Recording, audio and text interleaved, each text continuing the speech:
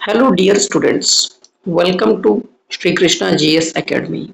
आप सभी का श्री कृष्णा जीएस एकेडमी में हार्दिक स्वागत है। जैसा कि मैंने आपको ओरिएंटेशन वीडियो में ही बताया था कि हम लोग कवर करने वाले हैं बीपीएससी द्वारा आयोजित सारी परीक्षाओं के प्रीवियस ईयर क्वेश्चंस। ठीक है, उसी कड़ी में ये पहला वीडियो है और इस वीडियो में हम लोग पेज नंबर 1 कवर करेंगे। मैंने आपसे कहा भी था कि हम page bye page one video के पैटर्न पर चलेंगे। तो आप भी इस वीडियो को देखिए, ज़्यादा से ज़्यादा 10 से 15 मिनट की वीडियो होगी, उसके बना करके आप इसको रिवाइज करिए। ठीक है, चलिए शुरू करते हैं। तो जो पहला चैप्टर है वो, पहली बात तो जो पहला सब्जेक्ट है वो भारतीय इतिहास है। और भारतीय इतिहास में भी सबसे पहले प्राचीन इतिहास से शुरू किया गया है।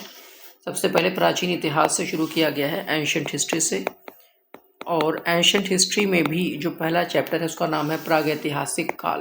प्रागैतिहासिक काल, ठीक है। तो इसको शुरू करते हैं। पहला स्टेटमेंट यहाँ पे बताया गया कि प्राचीन पुरातात्विक स्थल कालीबंगन ये कहाँ पर है। तो प्राचीन पुरातात्विक स्थल कालीबंगन ये कहाँ पर है, राजस्थान राज्य में है। आपको पता है, कहने का मतलब ये कि कालीबंगन ये जो एक प्राचीन पुरातात्विक स्थल है ये राजस्थान राज्य में है वर्तमान में। और राजस्थान की राजधानी क्या है, जयपुर। राजस्थान राज्य की राजधानी है जयपुर। जयपुर को पिंक सिटी भी कहते हैं, गुलाबी शहर भी कहते हैं, गुलाबी नगरी भी कहते हैं। इस चीज़ को भी ध्यान रखना है। एक बात और आपको बता दूं कि हाल ही में जो राजस्थान के मुख्यमंत्री हैं, वहाँ जो सीएम है, उन्होंने जिलों की संख्या कम कर दी है।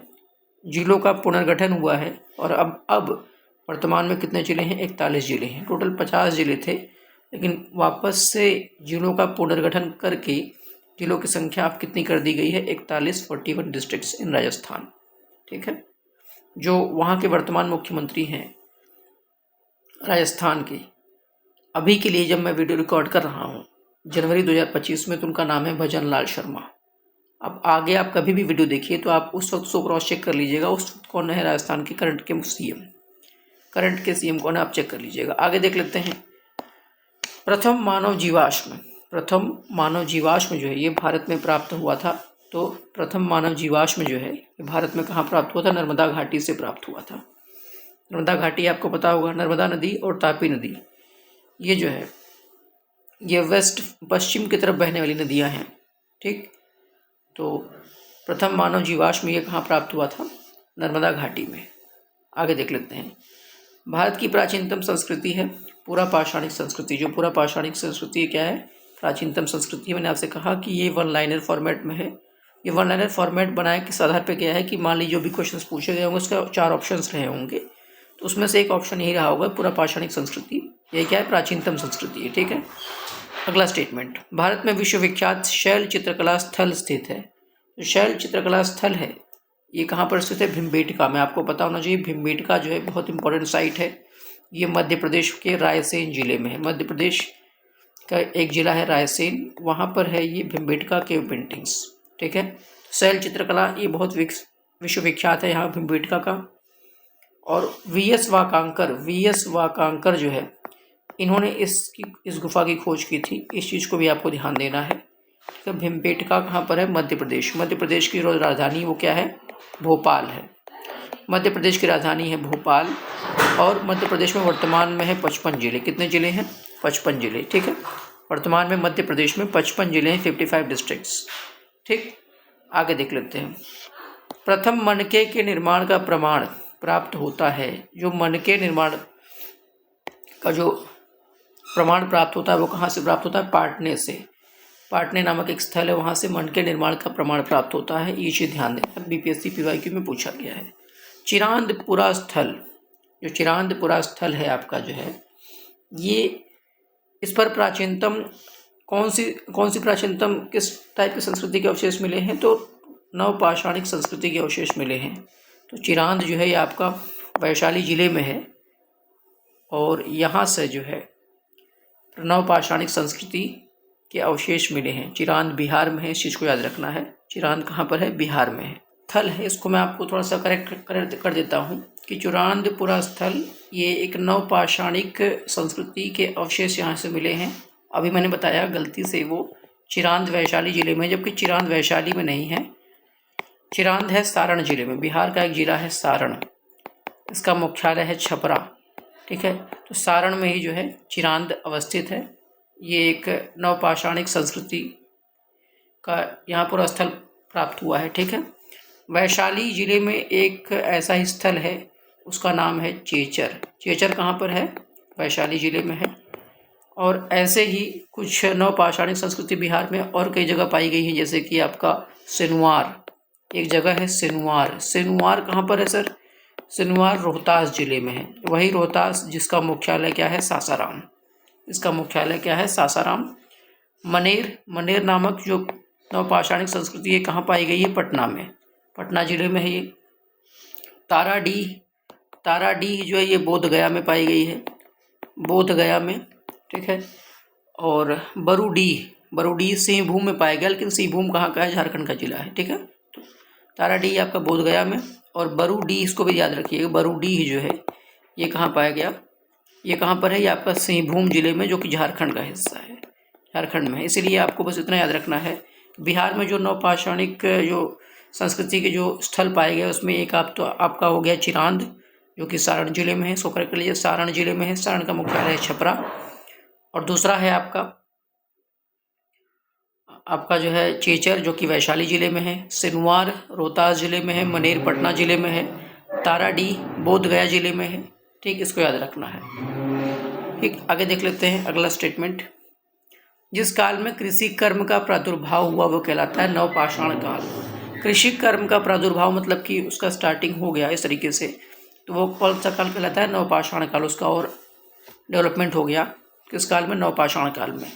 दमदमा पुरास्थल स्थित है, दमदमा जो पुरास्थल है ये आपका कहाँ पर है? उत्तर प्रदेश में है। दमदमा पुरास्थल कहाँ पर है? उत्तर प्रदेश में है। भारत में पशुपालन एवं कृषि के प्राचीनतम साक्ष्य कहाँ से प्राप्त हुए? तो मेहरगढ़ से। कहाँ से प्राप्त हुए हैं? मेहरगढ़ से प्राप्त हुए हैं। पशुपालन एवं कृषि के प्राचीनतम साक्ष्य कहाँ से प्राप्त हुए? मेहरगढ़ से। ये 64वीं बीपीएससी में पूछा गया था ये प्रश्न।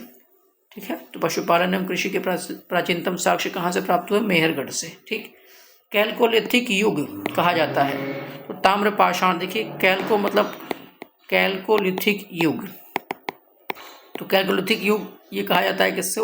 ताम्रपाषाण युग को। यहाँ पर तांबा और पत्थर दोनों का यूज हो रहा था। ठीक है, इसलिए क्या कहा जाता है इसे? ताम्रपाषाण युग। कैलकोलिथिक युग कहा जाता है ताम्रपाषाण युग को, इस बात को ध्यान रखना है। ठीक है, ताम्र यानी कॉपर। ठीक है, तांबा। आगे देख लेते हैं, अगला जो चैप्टर है वो है सैंधव सभ्यता का। देखिए पूछा यह गया है कि इस समय मोहनजोदड़ो है, मोहनजोदड़ो इस वक्त कहाँ पर है? तो पाकिस्तान में। वर्तमान में मोहनजोदड़ो कहाँ पर है? पाकिस्तान में। पाकिस्तान की राजधानी है इस्लामाबाद। अच्छा, हड़प्पा का उत्खनन किया गया था, हड़प्पा का उत्खनन किया गया था, हड़प्पा भी पाकिस्तान में है, और उत्खनन किया गया था 1921 में। ठीक है, 1921 में किया गया था, और मोहनजोदड़ो का उत्खनन किया गया था 1922 में। इनका उत्खनन किया था आर बी दयाराम साहनी ने, आर बी दयाराम साहनी। ठीक है, हड़प्पा का उत्खनन 1921 में, और मोहनजोदड़ो का उत्खनन 1922 में पाकिस्तान में।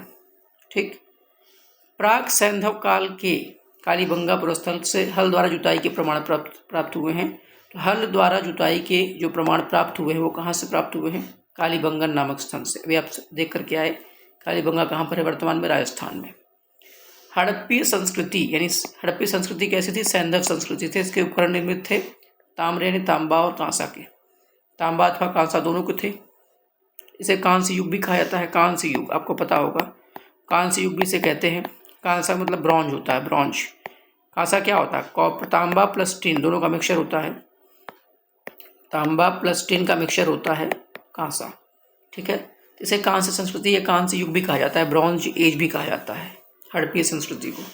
आईआईटी खड़गपुर के अध्ययन दल की रिपोर्ट के अनुसार लगातार 900 वर्षों तक जो क्या वो बराबर वर्षा नहीं हो पाई। वर्षा नहीं होने की वजह से क्या हुआ? सिंधु घाटी का पतन हो गया।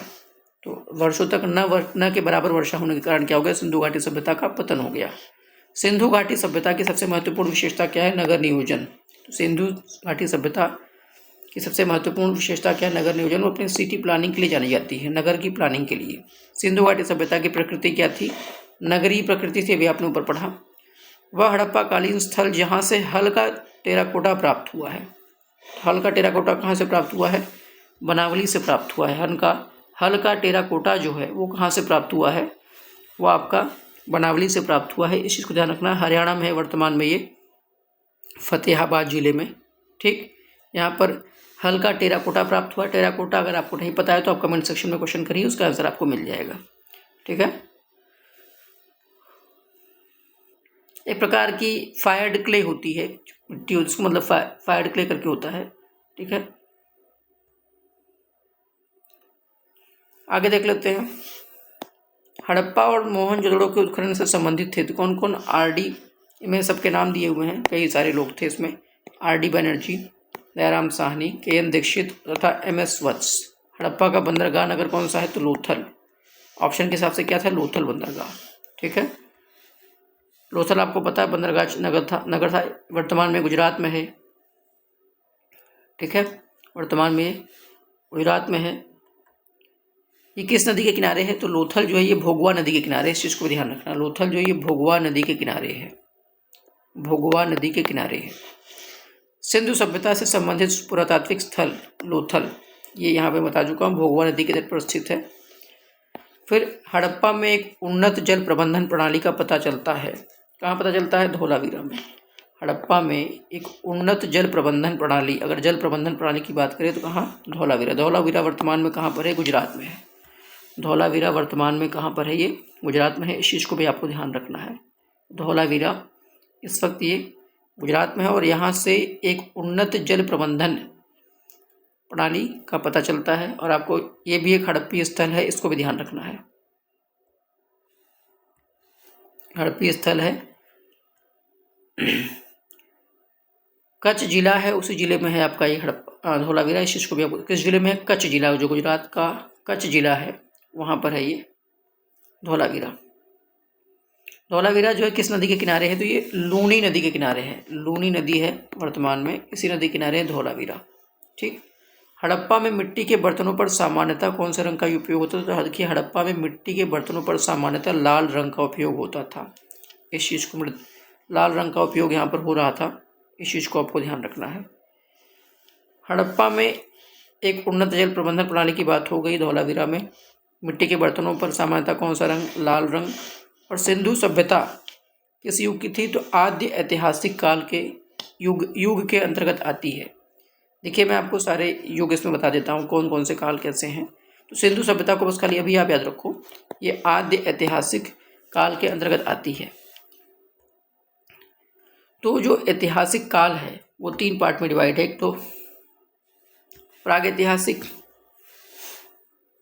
जो प्रागैतिहासिक काल है, ठीक है ना, प्रागैतिहासिक काल की बात ये है,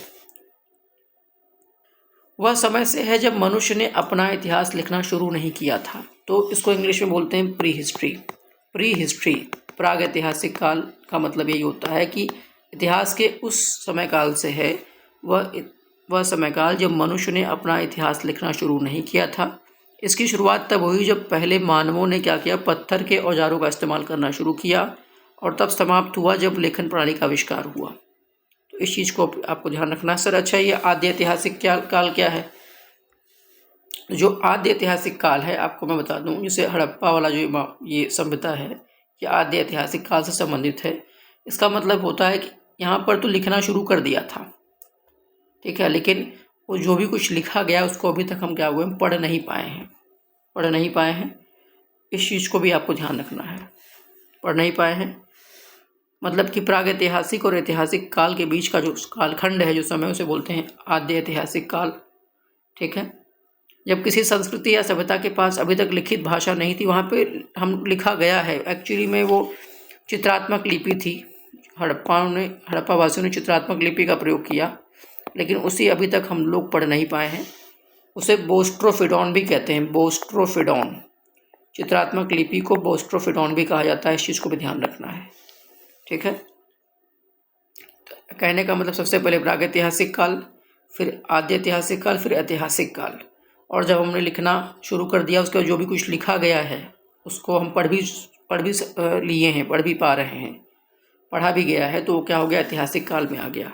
तो कहने का मतलब कि आपने देखा इतिहास को आप किस तरीके से डिवाइड कर सकते हो। सबसे पहले क्या है, प्रागैतिहासिक काल, जब कोई भी चीज़ लिखित नहीं था, जो ठीक है लिखा नहीं गया था। उसके बाद फिर अब आद्य ऐतिहासिक वाले में लिखा भी गया तो चित्रात्मक लिपि का प्रयोग किया गया, तो उसको जो भी कुछ लिखा गया उस लिपि को अब तक हम पढ़ नहीं पाए हैं। और जो आपका ये ऐतिहासिक काल इसमें सब कुछ लिखित अवेलेबल है, उसको हम पढ़ भी पाए हैं। ठीक है, तो ये टॉपिक हो गया। पेज नंबर 3 से यहाँ स्टार्ट हुआ है। मैंने कहा था 1 पेज 1 वीडियो, और वीडियो भी लगभग 15 मिनट की हो गई है। हड़प्पा संस्कृति, मैं आपसे बता दूँ 1921 में इसकी खोज हुई थी, और इसमें इनकी खोज में प्रमुख नाम आता है दयाराम साहनी का। ठीक है, और इसी जो कि पहले इसकी खोज हुई थी हड़प्पा नामक स्थल की, इसलिए इस जो सभ्यता है इसको हड़प्पा सभ्यता भी कहा जाता है। ठीक,